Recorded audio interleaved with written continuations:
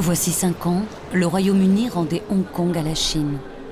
Le 30 juin 1997, cette enclave ultra-capitaliste est passée aux mains des communistes. Pékin s'était engagé à respecter les termes du traité de rétrocession instaurant un statut d'autonomie pour Hong Kong durant 50 ans. Des centaines de milliers de Hongkongais ont douté de la parole des communistes et ont émigré vers d'autres pays. Or, à présent, ils reviennent. La rétrocession s'est déroulée pacifiquement.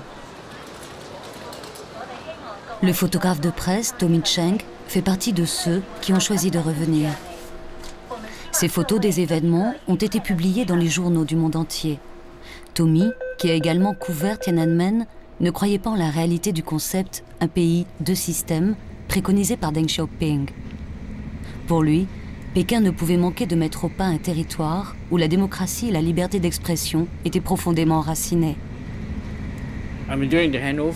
Avant la rétrocession, j'étais assez inquiet pour l'avenir.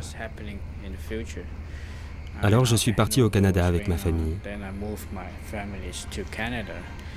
J'y ai monté une affaire. J'ai une maison et mes 3 enfants vont à l'université. Je suis revenu parce que je veux connaître la suite de l'histoire. En fait, je suis vraiment attaché à Hong Kong. J'ai grandi ici et je veux être témoin des changements, d'un point de vue professionnel et personnel. Je suis curieux de voir ce qui va se passer.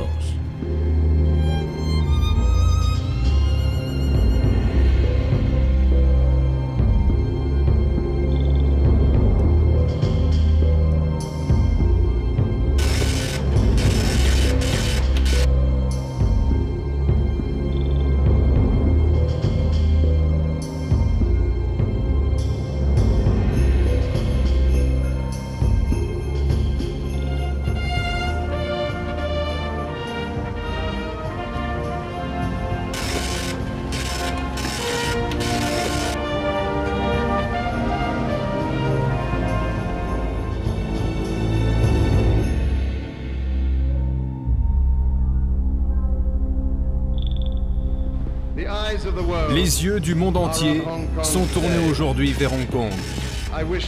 Je vous souhaite de réussir la transition et de connaître un avenir prospère et pacifique. À présent, Hong Kong sera administré par ses propres habitants. C'est ce qui a été promis et nul ne peut y déroger.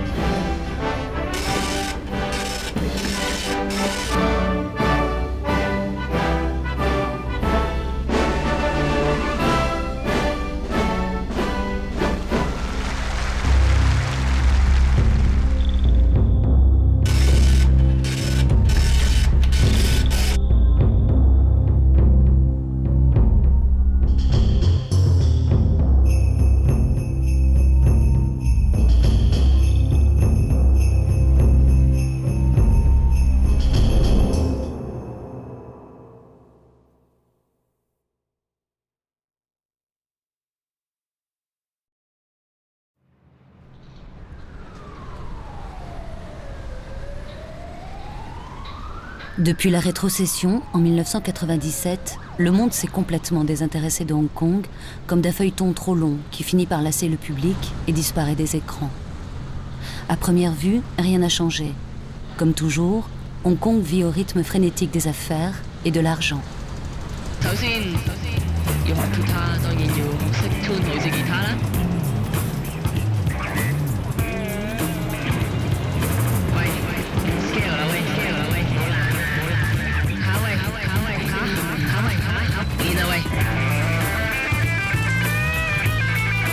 Tout le monde veut faire des affaires avec la Chine et personne ne veut risquer de se voir interdire l'accès au plus grand marché du monde en s'intéressant de trop près au sort de 7 millions de Hongkongais.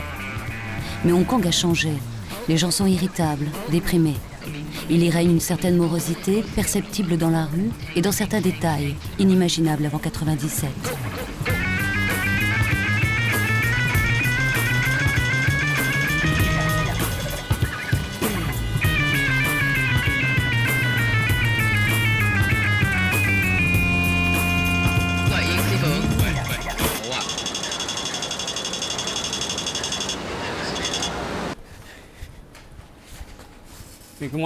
Bonjour Laurent.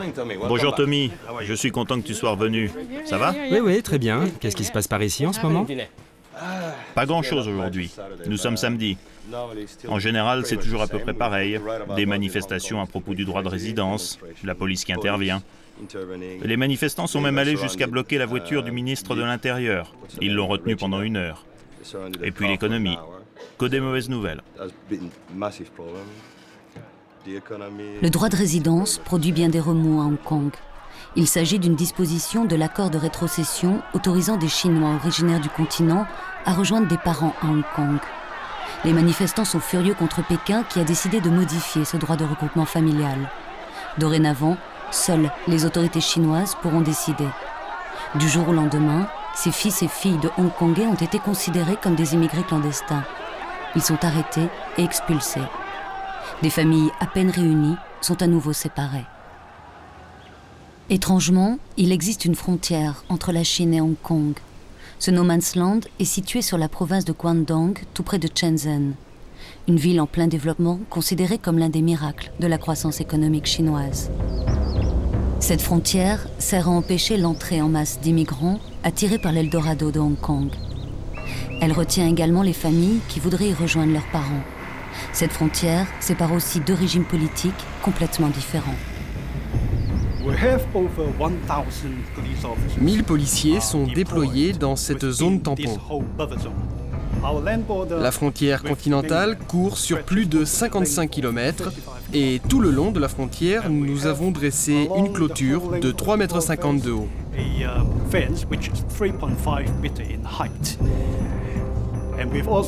Nous avons également installé récemment un système de détection très sophistiqué couvrant toute la longueur de la clôture avec un circuit de caméras vidéo.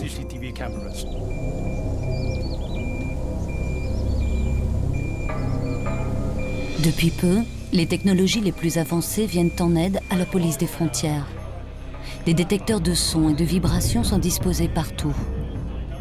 À la moindre alerte, les caméras infrarouges se braquent et localisent automatiquement le point d'intrusion, et les patrouilles arrivent sur les lieux avant que l'immigrant clandestin, le IC, n'ait le temps de se cacher. Le nombre d'immigrants clandestins, les IC, a baissé de 50% par rapport à 1997.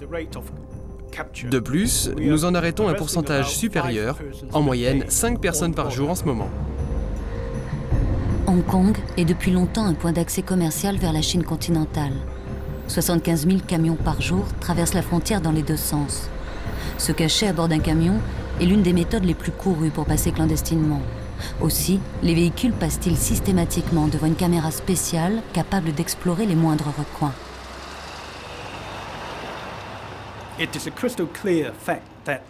C'est clair que les clandestins qui arrivent à Hong Kong n'ont aucune chance de trouver un travail décent. Nous surveillons tous les accès, les transports publics, et nous contrôlons également les gens dans la rue.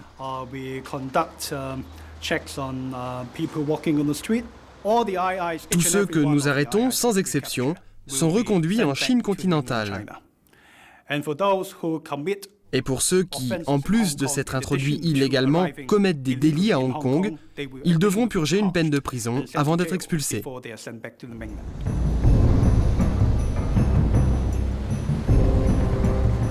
D'autres sont aussi conduits dans l'une des prisons spéciales de Hong Kong.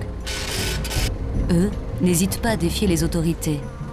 Ils refusent d'être séparés de leur famille et sont emprisonnés avant d'être expulsés.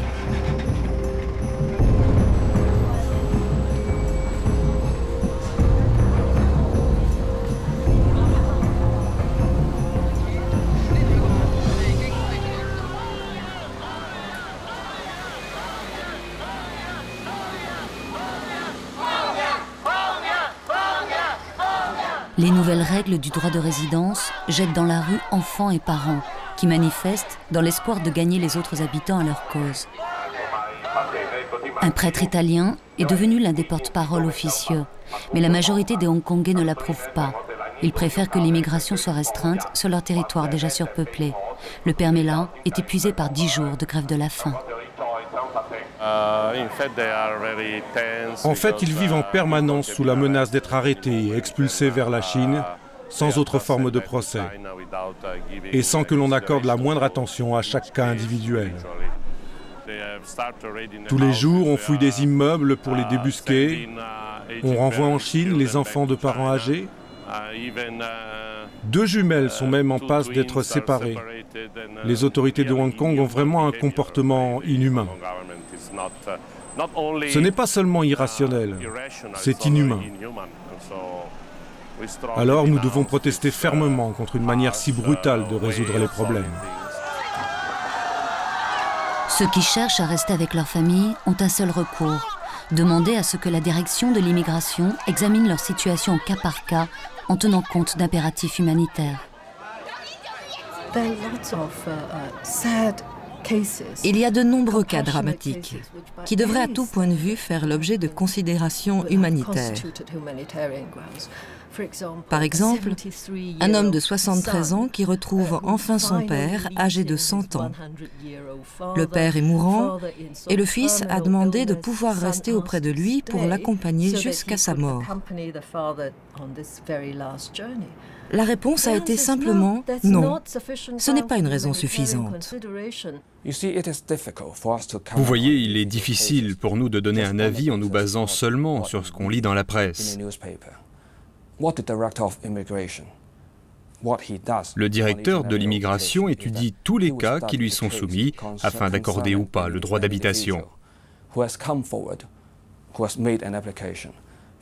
Il le fait avec toute l'attention nécessaire et tient compte des circonstances particulières de chacun et selon des critères humanitaires.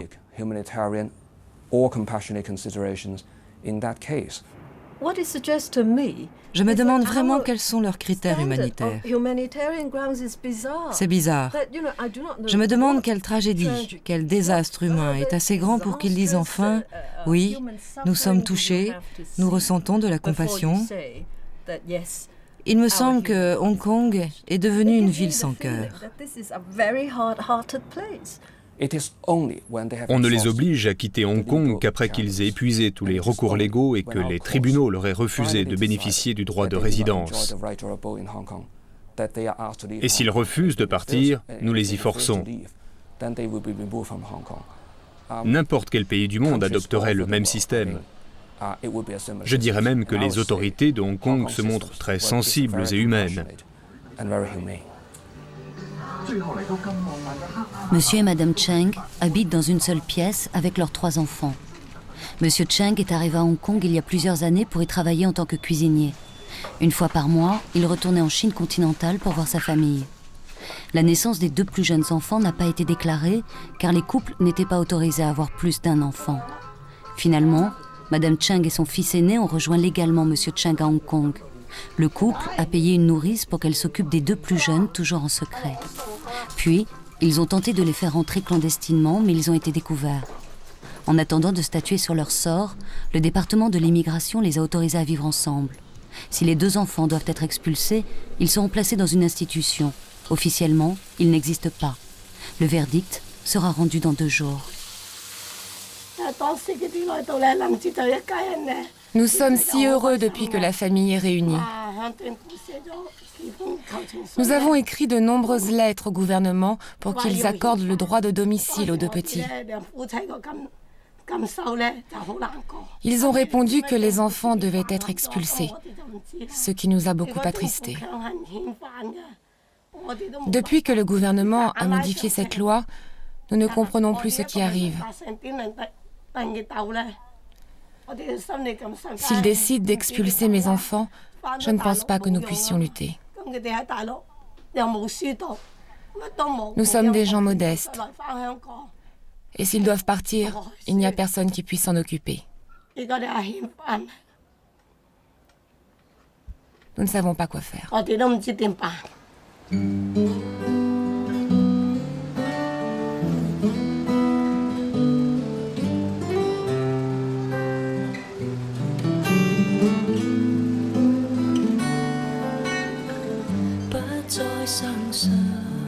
Young-Ming et Yu-Koi sont âgées de 19 ans. Elles sont jumelles.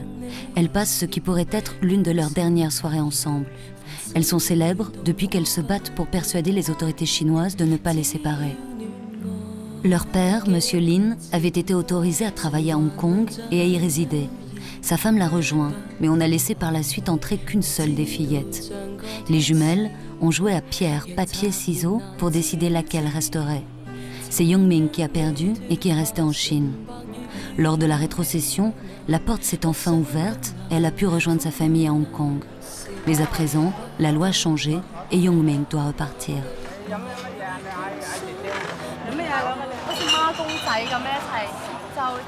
Quand ma sœur est partie à Hong Kong, j'ai dû rester là-bas et je me suis sentie très seule. J'avais besoin de lui parler, j'avais besoin de parler à ma sœur, mais je ne pouvais pas.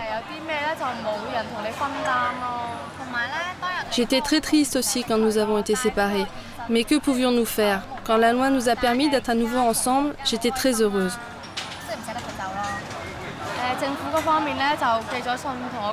Un jour, j'ai reçu une lettre du gouvernement de Hong Kong qui me disait que je ne pouvais plus rester ici. Mais je ne veux pas retourner là-bas. Je ne veux pas retourner en Chine.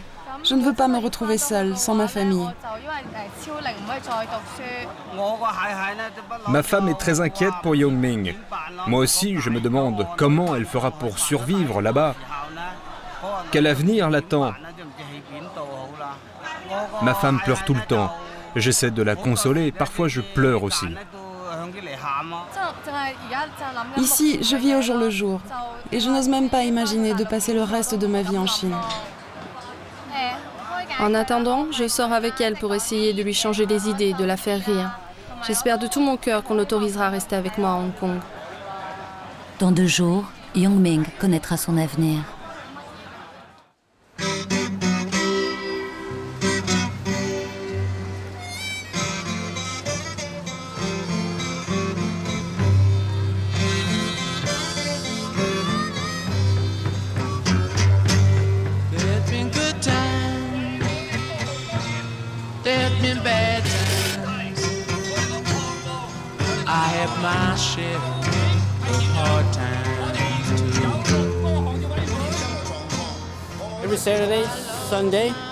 Tous les samedis et les dimanches, des groupes de gens représentant des professions ou des métiers descendent dans la rue pour que les pouvoirs publics entendent leur voix et comprennent leur situation.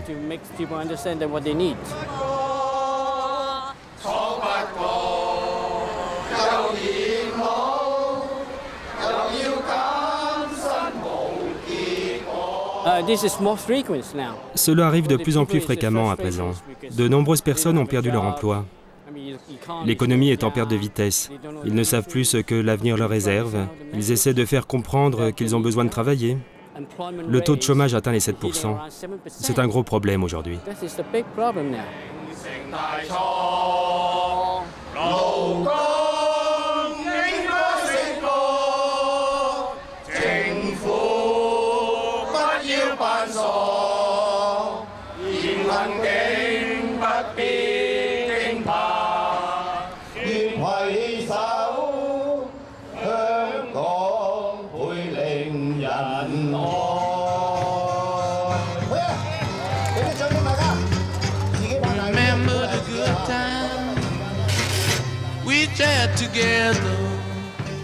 Obsédés par la course à l'argent, les habitants de Hong Kong n'imaginaient pas qu'une telle crise pouvait lézarder leur forteresse économique, la 8e place financière du monde. À peine quelques semaines après la rétrocession, les marchés financiers asiatiques se sont effondrés et Hong Kong a été plongée dans une récession dont elle ne s'est toujours pas remise.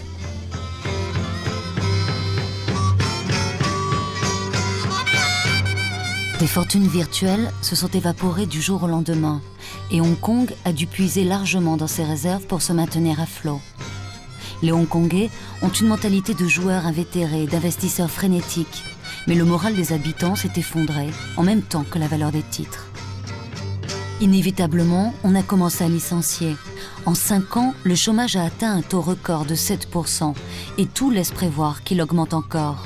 Le coup est rude pour une ville où le chômage était pratiquement inconnu. Aujourd'hui, les foires à l'emploi sont devenues monnaie courante. Récemment, 7000 personnes ont répondu à l'annonce d'une entreprise qui proposait 12 postes. Cette crise a entraîné d'innombrables faillites, quantité de suicides. Pire encore, Les milliers de personnes qui avaient acheté à crédit des appartements à des prix astronomiques ont vu la valeur de leur logement chuter de 60%.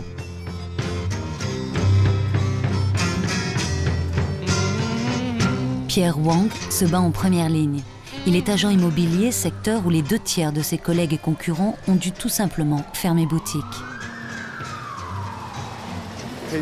Ça, c'est quelque chose que nous n'avons jamais connu avant 1997. Mais depuis, dans la rue la plus commerçante et touristique de Hong Kong, il y a moins de touristes étrangers et les loyers commerciaux se sont effondrés.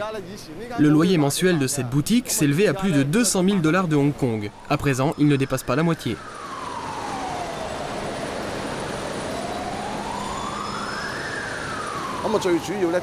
Le marché a changé. Le luxe ne fait plus recette. La plupart des touristes viennent maintenant de Chine continentale.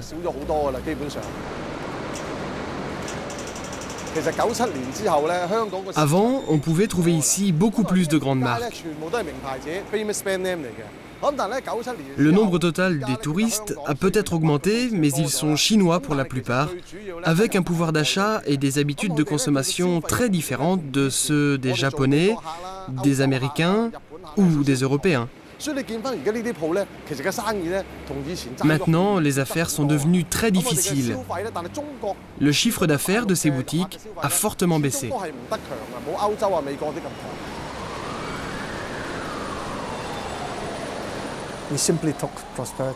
Nous pensions simplement que la prospérité était une chose acquise. Mais nous avons soudain pris conscience que nous vivions dans une bulle économique qui a éclaté et nous a laissés complètement démunis. La vie était trop facile. Nombre d'entre nous ont perdu l'enthousiasme, la volonté de travailler dur. Mais je pense que cet état d'esprit revient en ce moment.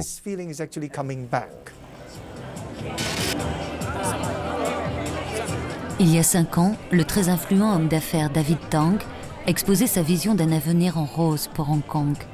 Les retrouvailles avec la culture chinoise semblaient séduire un grand nombre de Hongkongais, et ce retour aux sources transparaissait dans les thèmes de sa collection présentés peu avant la transition.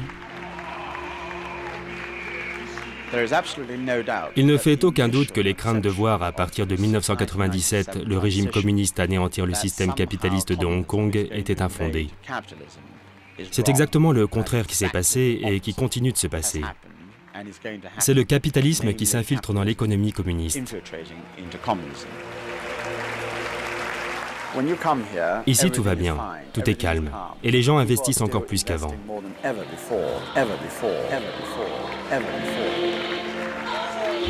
David Tang a changé. C'est aujourd'hui un homme désenchanté et sans illusions. Les choses doivent changer à Hong Kong. Aujourd'hui, il n'existe plus de véritables investissements étrangers. Les financiers prennent des participations, mais je regarde autour de moi et je me demande où sont donc les investissements directs des Américains et des Japonais ? Je pense que paradoxalement, nous avons besoin de nouveaux immigrants, de gens plus combatifs, moins habitués que nous au confort et à la facilité. C'est la facilité qui a rendu Hong Kong si morose. La génération de mes enfants pense que tout est acquis et que tous les luxes vont de soi.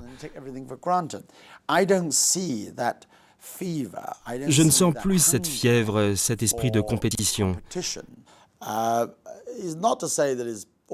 Je ne dis pas que tout va mal, mais je ne vois rien d'extraordinairement bon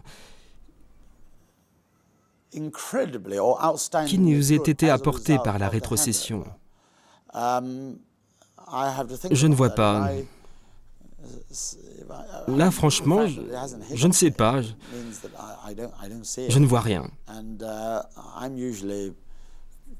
Je suis en général un bon observateur, mais je ne trouve rien. Pas une seule chose de bien.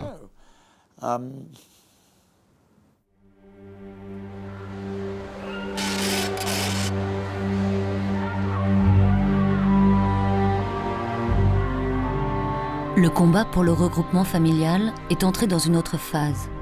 Certains, parmi ceux qui doivent être expulsés, ont entamé une grève de la faim dans les jardins publics face au siège des autorités de Hong Kong. Ils veulent savoir pour quelle raison la loi autorisant les enfants à rejoindre leurs parents, approuvée par la Cour de cassation du territoire, a été modifiée par Pékin. Qu'en est-il de l'autonomie de Hong Kong, expressément prévue dans les accords de rétrocession ?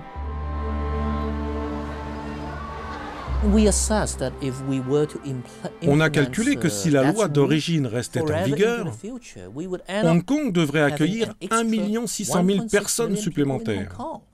Cela représente un accroissement de 20% de la population en 10 ans. Aucun gouvernement au monde ne pourrait accepter une telle pression démographique. Et comme nous avons épuisé tous nos recours légaux, nous avons dû faire appel à Pékin pour réinterpréter cette loi au niveau constitutionnel. Les magistrats et les avocats de Hong Kong, connus pour leur modération, ont fini par descendre dans la rue pour une manifestation silencieuse.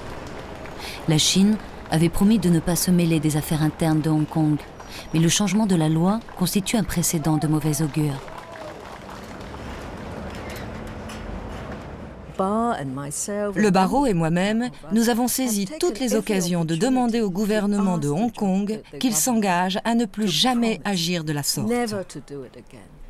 Lorsque la Cour de cassation rend une décision, il ne faut plus permettre à Pékin de la modifier. Le chef de l'exécutif, M. Tong Chee-hwa, a catégoriquement refusé de promettre. De même que le secrétaire d'État à la justice, ce qui est très inquiétant.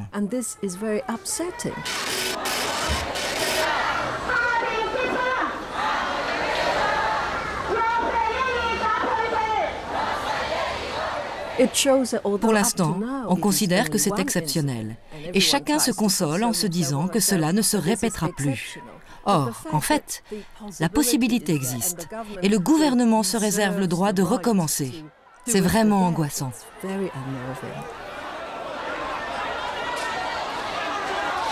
Les esprits s'échauffent à mesure que le nombre des expulsions augmente.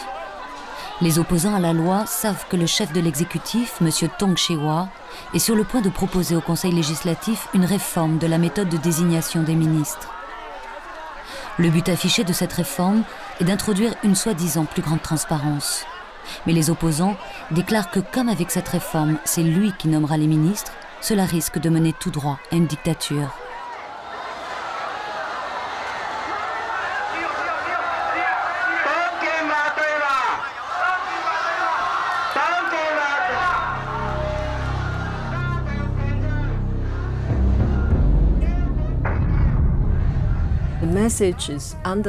Le message est de plus en plus clair.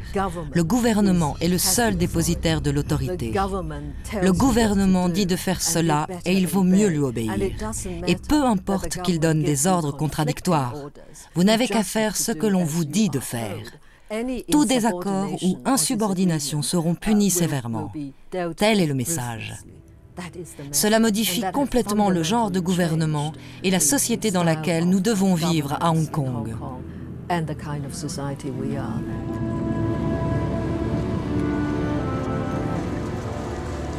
Le ministre de la Justice a donné l'ordre tard dans la nuit de faire cesser la grève de la faim. L'opération a été efficace et au matin, il ne restait pas la moindre trace des grévistes dans Chater Gardens.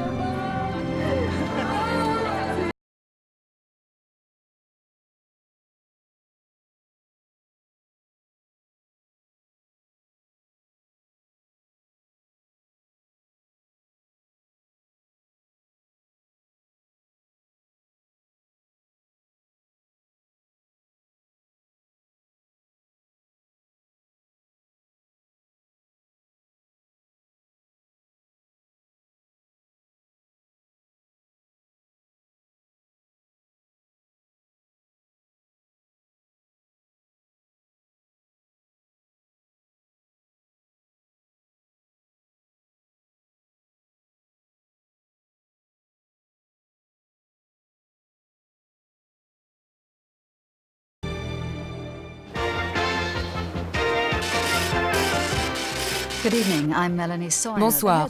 Les titres aujourd'hui. L'armateur M. Tong Chee-hwa a été nommé au poste de chef de l'exécutif de la région administrative spéciale de Hong Kong. 6 mois avant la rétrocession, Tong Chewa a été élu au poste de chef du gouvernement de Hong Kong. Pour nombre de Hongkongais, son élection était la garantie d'une transition en douceur, car on savait M. Tong en très bons termes avec Pékin. Pour le mouvement démocratique naissant, cela signifiait que Pékin avait déjà pris les rênes en main. Des membres du Conseil, l'élu indépendant du Parti de la Frontière, Emily Lau, a été arrêté à cette occasion. Je crois que de nombreux Hongkongais se sentent résignés devant la situation. Le chef de l'exécutif a en fait été désigné par Pékin. C'est un sentiment d'impuissance et de révolte qui l'a fait naître. Nous sommes en colère.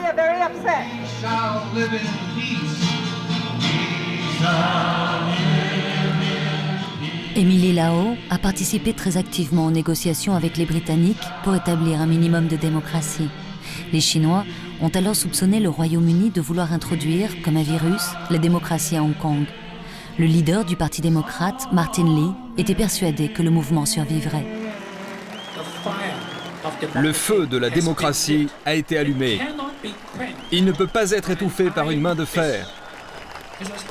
Je suis debout, ici, ce soir, et je vois briller toutes ces bougies. Cela me donne beaucoup de courage et d'espoir. Juste après minuit, dans la nuit du 30 juin 1997, je suis allé avec des membres de mon parti sur un balcon du Conseil législatif et j'ai prononcé un discours.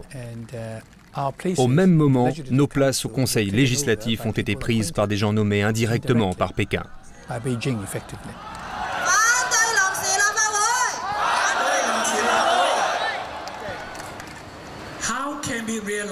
Comment peut-on arriver au un pays, deux systèmes? Nous avons besoin à la fois de la confiance des leaders chinois et de celle de notre peuple. Hélas, nous sommes loin d'être parvenus à cette confiance réciproque. En fait, nous avons tous été expulsés de nos bureaux et démissionnés d'office du Conseil. Pendant 1 an, nous avons connu une traversée du désert. Pour nous, politiquement, cela a été un véritable retour en arrière. M. Tong est devenu chef de l'exécutif et a orchestré cette régression. Il a instauré un nouveau système de vote lors des élections, 1 an plus tard.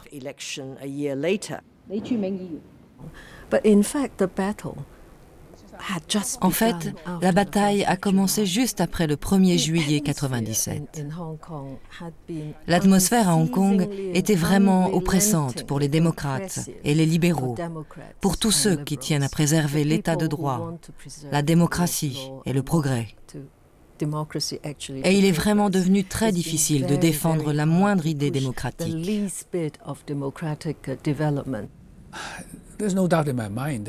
Nul doute que M. Tong, le chef de l'exécutif, fait tout son possible pour nous marginaliser. Jusqu'à présent, il n'y est pas parvenu parce que nous avons toujours l'appui du peuple. Et nous sommes toujours le plus grand parti politique de Hong Kong, même si cela ne doit pas durer longtemps.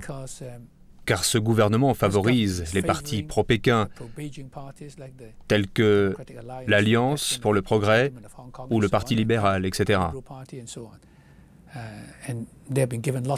Ils reçoivent beaucoup d'argent de la part des milieux d'affaires qui craignent de nous donner le moindre centime de peur que cela se sache. Depuis des années, on m'interdit d'entrer en Chine. Même avant la rétrocession, Pékin ne voulait pas m'y autoriser. À présent, c'est encore la même chose. Ils utilisent cela comme exemple. Voyez cette personne qui fait des choses répréhensibles. Voilà sa punition. Les habitants de Hong Kong ont à présent vu à l'œuvre au quotidien le un pays, deux systèmes et la loi fondamentale. Pékin s'est fermement engagé à respecter l'autonomie accordée au peuple de Hong Kong. La politique fonctionne. Nous avons eu des élections au Conseil législatif très ouvertes. Les droits de l'homme sont respectés, ainsi que le haut degré d'autonomie, tant dans l'esprit que dans la lettre. Tout ça a jusqu'ici très bien fonctionné. Le fait est que nous n'avons pas un haut degré d'autonomie. et que le pouvoir n'appartient pas vraiment aux habitants de Hong Kong, comme promis. Tous ces facteurs réunis aggravent la situation. C'est pour cette raison que les gens se sentent impuissants et sans espoir. Mais je n'ai pas eu à subir de pression directe. En réalité, la raison est assez tragique. C'est que je n'ai aucun pouvoir réel. Si c'était le cas, je pense que l'on ferait tout pour m'éliminer. Je ne suis pas très efficace. Bien sûr, je parle aux journalistes étrangers, je vais dans d'autres pays et j'y prononce des discours. Mais je pense que tout cela a peu d'impact. Alors, ils me laissent faire. Ainsi, ils peuvent se servir de moi pour dire « Voyez, les libertés sont encore respectées à Hong Kong, puisque Emily Lau est là. »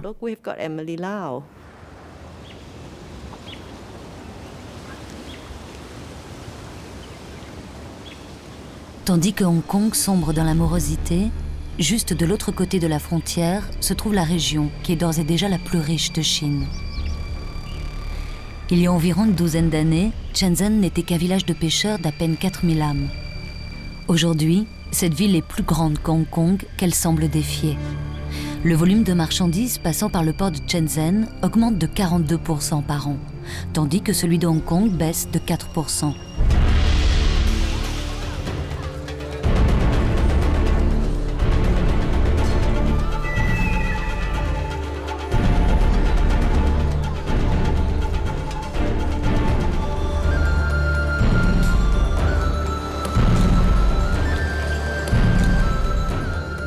« 700 000 Hongkongais traversent la frontière tous les mois pour profiter de prix plus avantageux.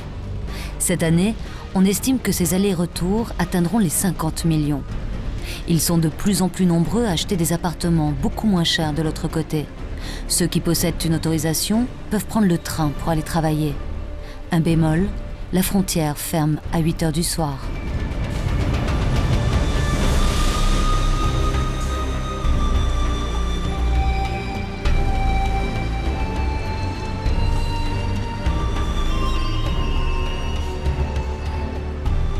Les investissements étrangers directs se concentrent sur Shenzhen, 650 millions de dollars pour les 3 premiers mois de cette année. La bourse de Shenzhen, réunie avec celle de Hong Kong, a déjà dépassé en volume de transactions celle de Tokyo. L'année dernière, 10% de la population de Shenzhen possédait une voiture. Cette année, on atteindra les 45%, ce qui veut dire qu'une voiture est vendue toutes les 2 minutes.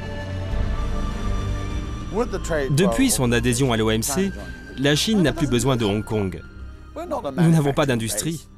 En fait, nous n'en avons plus depuis qu'il y a 20 ans, les prix du terrain nous ont poussés à installer nos usines ailleurs. Elles sont toutes implantées dans le sud de la Chine à présent. Pourquoi la Chine aurait-elle besoin de Hong Kong? Parce que nous avons de meilleures lois. Et alors? Mais comme je vous l'ai dit, les étrangers n'investissent pas chez nous. Tout l'argent va aujourd'hui à la Chine.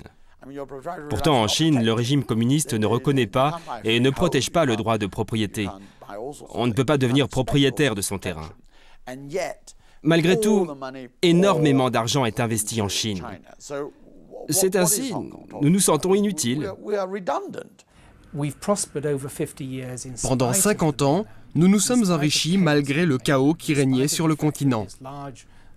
Nous avons profité du fait qu'un pays immense se trouvait économiquement coupé du monde. Il est difficile de penser intuitivement que tout ira plus mal quand la Chine participera pleinement à la mondialisation. Je pense qu'il est normal d'éprouver une certaine appréhension lorsque votre voisin, un très grand voisin, se lance sur la voie du capitalisme et qu'il veut copier Hong Kong, apprendre des tas de choses de Hong Kong.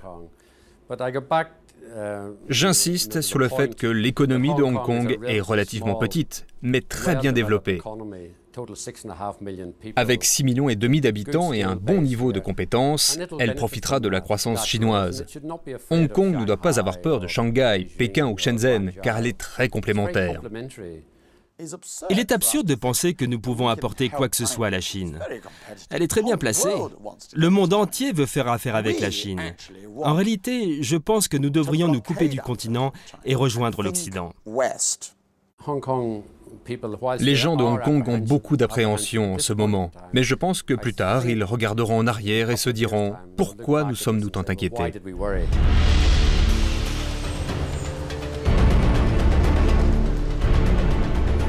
De plus en plus nombreux, les Hongkongais vont à Shenzhen pour faire leurs courses, mais aussi pour voir ce que l'avenir leur réserve.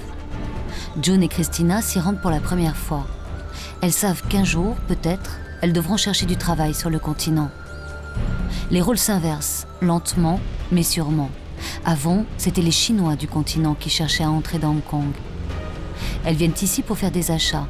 On y trouve toutes les marques internationales et les Hongkongais dépensent aujourd'hui en moyenne 1,6 milliard de dollars par mois à Shenzhen, somme qu'ils dépensaient avant auprès des commerçants de Hong Kong.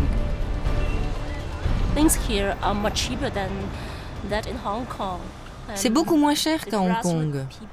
Et les gens des classes sociales les plus modestes viennent ici faire leurs achats parce qu'ils s'y sentent plus riches, alors qu'ils doivent beaucoup se restreindre à Hong Kong en ce moment. Pour les vêtements, les restaurants, les massages, c'est 3 fois moins cher ici. J'ai entendu dire que de nombreuses ménagères viennent ici pour acheter la nourriture. Elle est moins chère, beaucoup moins chère, je pense.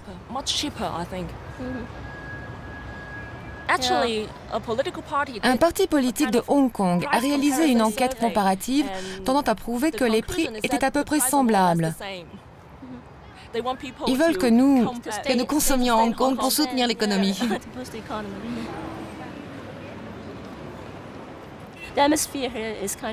L'ambiance est plus animée, plus stimulante ici qu'à Hong Kong en ce moment.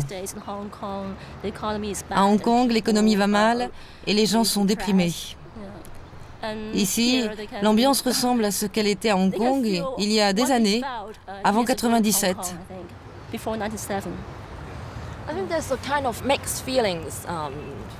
Beaucoup de Hongkongais ont des sentiments contradictoires à cet égard.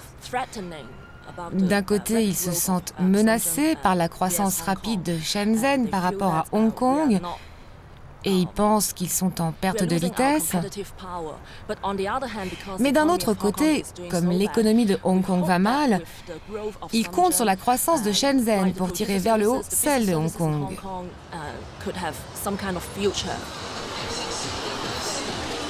Il est parfois difficile d'imaginer que l'on est encore en territoire communiste. Pourtant, même en cette période de prospérité, il existe dans chaque rue, dans chaque quartier, des fonctionnaires chargés de signaler aux autorités tous les écarts de conduite. Cependant, pour un Hongkongais, une visite à Shenzhen soulève immanquablement la question de son identité et de sa place dans le monde. La plupart des habitants de Hong Kong sont chinois. Toutefois, je ne vois rien de spécialement chinois. En fait, Hong Kong n'a rien de chinois, en apparence et peut-être même plus profondément. Or, si l'on est physiquement de race chinoise, on se trouve un peu perdu. On ne peut s'identifier à la Chine continentale pour la simple raison qu'ils sont censés être communistes. Nous avons un surnom pour eux, Changgorn. Cela équivaut à peu près à Pekno, attardé. Mais aujourd'hui, je vais à Shenzhen ou à Shanghai, tandis que les Chinois du continent ne viennent plus à Hong Kong. Ce sont eux qui deviennent arrogants à notre égard. Ils disent « Nous n'avons pas envie de voir votre pont, vos gratte-ciel, on en a de plus beau à Shanghai, on en a de meilleur en Chine. » Et nous pensons « Mon Dieu, même ces gens qui habitent juste de l'autre côté de la frontière, que nous méprisions naguère, pensent que nous sommes inférieurs. » Nous ne vivons pas seulement une crise d'identité, nous développons également un complexe d'infériorité.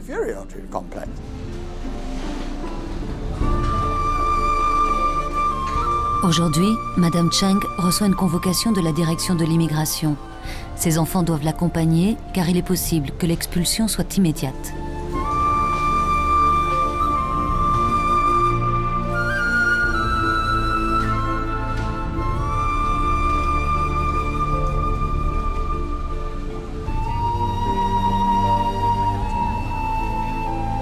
Yang Ming attend également la décision des autorités qui choisiront peut-être de la renvoyer en Chine.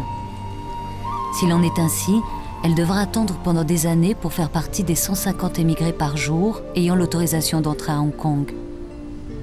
La presse se montre un peu envahissante, mais c'est peut-être sa notoriété qui fera pencher en sa faveur la balance.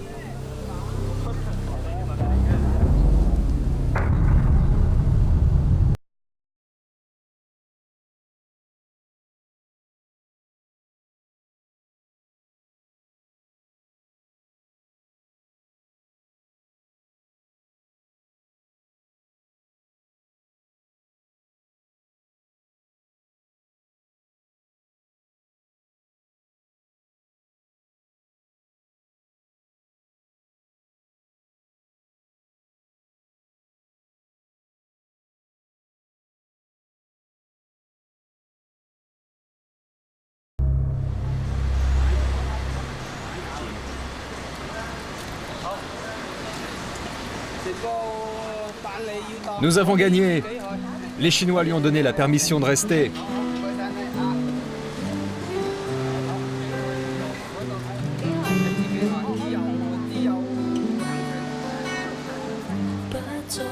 Un coup de téléphone à leur mère pour lui annoncer la bonne nouvelle. Que les médias et le public se soient intéressés à ce cas a sans doute été déterminant.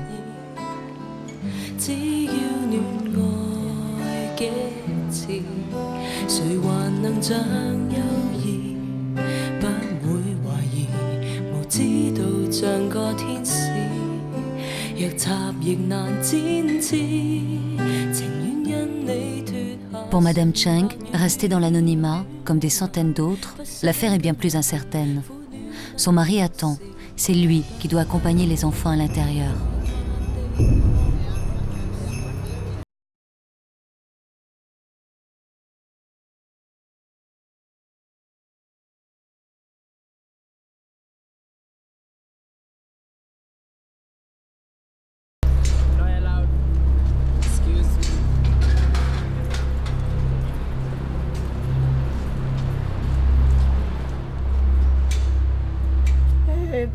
Même si nous n'obtenons qu'une prolongation, j'espère au moins que mes enfants auront des papiers en règle pour pouvoir circuler librement à Hong Kong. J'espère que les autorités de Hong Kong se montreront humaines et que nous aurons le bonheur de rester ensemble. Ce couple âgé attend depuis plus de 2 heures leur fils de 47 ans convoqué comme les autres. Personne ne leur a dit qu'il avait déjà été expulsé.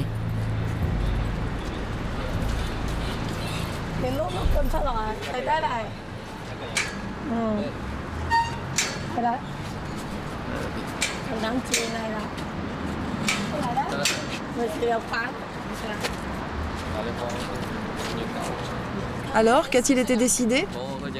Ils nous ont accordé une prolongation du permis de séjour jusqu'au 9 mai.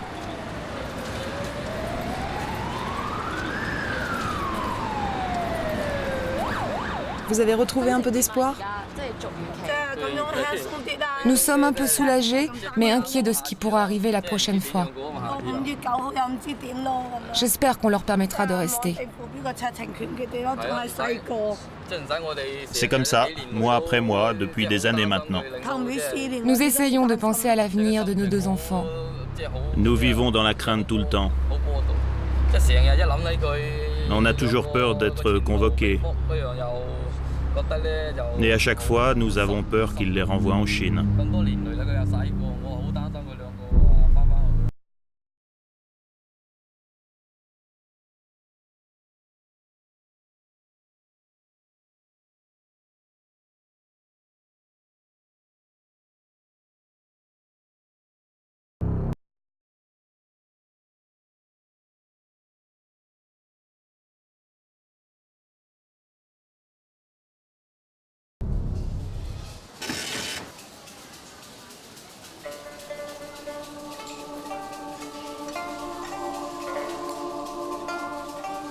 Le temple de Wong Tai Sin est traditionnellement le lieu où les habitants de Hong Kong vont prier pour que leurs vœux soient exaucés.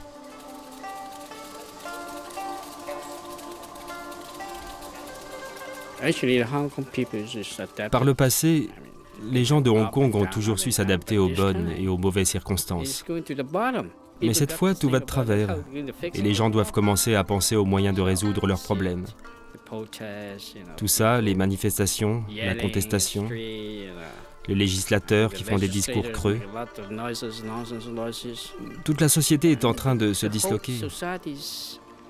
Le seul moyen de s'en sortir pour les gens de Hong Kong, c'est de s'unir à tous les niveaux, de discuter et d'essayer de respecter l'individu, la personne.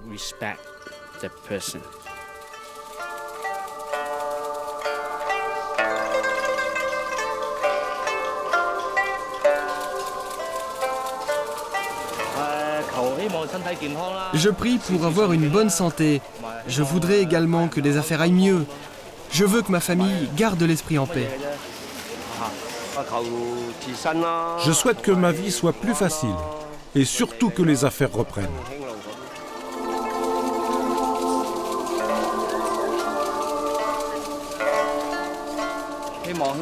J'espère que l'économie va repartir, vraiment.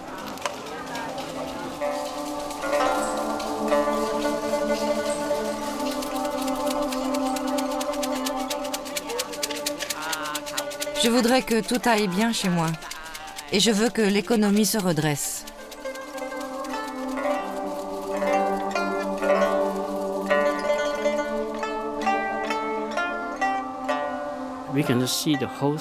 Vous voyez tout ce qui s'est passé en 5 ans. Nous voulions tous devenir millionnaires du jour au lendemain. Certains gardent toujours cet espoir en tête, mais tout s'est écroulé. Nous devons cesser de penser de cette façon et tout recommencer à zéro. Si nous renonçons, c'est que notre société est gravement malade.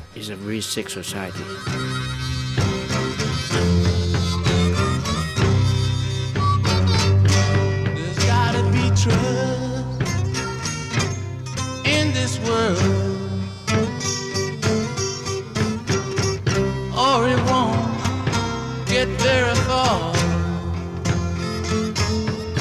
Well, trusting someone, or there's gonna be war.